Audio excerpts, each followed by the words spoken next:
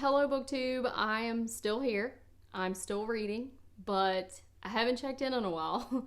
So I have a feeling I'm going to kind of muddle through this video. I am woefully unprepared. I may actually have to reference some book jackets to see character names and the like, because I didn't really take any notes, and some of these books I read several weeks ago. So we will get through this. I apologize if this video is a bit scattered, but here we are. The first book I do want to talk about is one I just finished a couple days ago. I listened to it as an audiobook, and that is The Librarian Spy by Madeline Martin.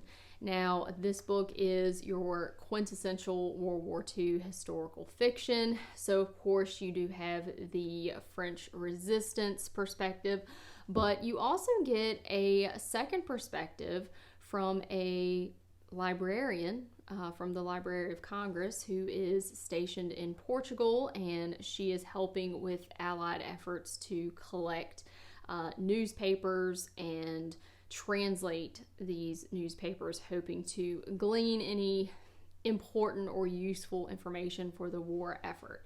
Of course, I love any librarian character, so that was really neat, but I also enjoyed the fact that that perspective was set in Portugal. You definitely see the authorities in Portugal kind of having to go whichever way the wind blows as far as what's going on with the war at the time, but it's very interesting to have that setting and see all of the key combatants in the war working clandestinely in this neutral country and really kind of doing a dance around each other. So that was a newer perspective I haven't seen in a lot of historical fiction related to World War II. I know a lot of booktubers have gotten a little burned out on the World War II historical fiction because a lot of it is repetitive and we do see a lot of the same perspectives. And I mean, you know, sure, I could see some of that here, but it was a solid read. I really enjoyed it. And again, I enjoyed the setting and the dual perspectives that we get. The next three books that I read were part of the Nostalgic November Readathon, which was sponsored by Kelsey over at Slime and Slashers. And I really enjoyed this readathon because I chose all books from my high school library. It really gave me the opportunity to read some books that I just haven't gotten around to. And the first book I want to talk about is The Dollhouse by, and I apologize if I'm mispronouncing this author's name, but Charis Cotter. And this book was a really cute middle grade sort of mystery ghost story. We follow our main character Alice, who is going through a hard time as her parents are getting a divorce, and her mother takes a job as a live-in nurse, and they move to this really grand estate. Now, this house is pretty mysterious because there are a lot of secret passageways and locked rooms and things like that that are really neat for a kid to explore. But the house holds some secrets. There are some ghosts.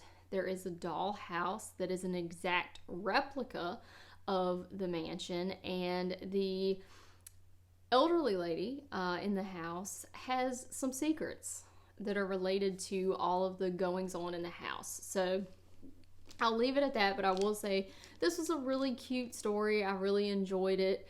I really liked the incorporation of the dollhouse and the different elements within the house. I thought that was a really, really unique little story.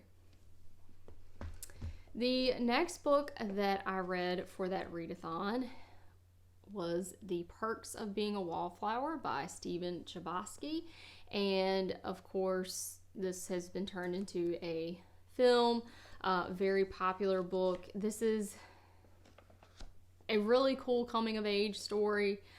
I do feel like for the time period, it's a little bit ahead of its time. It was written in 1999, and I do feel like this is very timely right now. I feel like if my students read it today, it would feel very contemporary. Our main character, Charlie, he is pretty much a genius. He is a very smart kid. He is extremely socially awkward, and we see him struggle to make friends and form connections with girls and kind of discover who he is. And through that, we do uncover some trauma that has happened in Charlie's life. And most of the story is written in the form of letters that he is writing to a friend of his who actually committed suicide. So it's an extremely poignant book. There are some funny parts, and there may be parts that are shocking to people who are out of touch with young people and things that they do and risky behaviors and that sort of thing. But taken as a whole, I do think the book is extremely well done, and I enjoyed it. It makes me want to watch the movie. I've actually never seen the movie, so I may actually check it out now. The last book I want to talk about is The Girl Who Loved Tom Gordon by Stephen King, and the reason I chose this book is because it is set on the Appalachian Trail, and of course that does run through the state of Virginia. And you know, I'm not like a huge hiker necessarily, but I do like to run. I like to run trails. I like to go to parks and things. So stories that have that sort of setting always appeal to me. And I do think there is a creep factor to hiking or camping in the woods because, you know, sometimes when you're by yourself out there and you hear a twig snap, you know, your imagination can run wild. And squirrels make a tremendous amount of noise. Like, you know, I will swear that a bear is behind me on the trail and I turn around and it's a squirrel. So yeah, I don't know. I like that setting. And in this book, we follow 9-year-old Trisha as she gets lost on the Appalachian Trail. And it's a really inspiring sort of survival tale. And I really enjoyed the incorporation of baseball into this book. So Tom Gordon is actually a pitcher, and that plays heavily into the plot. I really enjoyed that. I'm not necessarily like a huge baseball fanatic or anything, but I enjoyed how that was incorporated into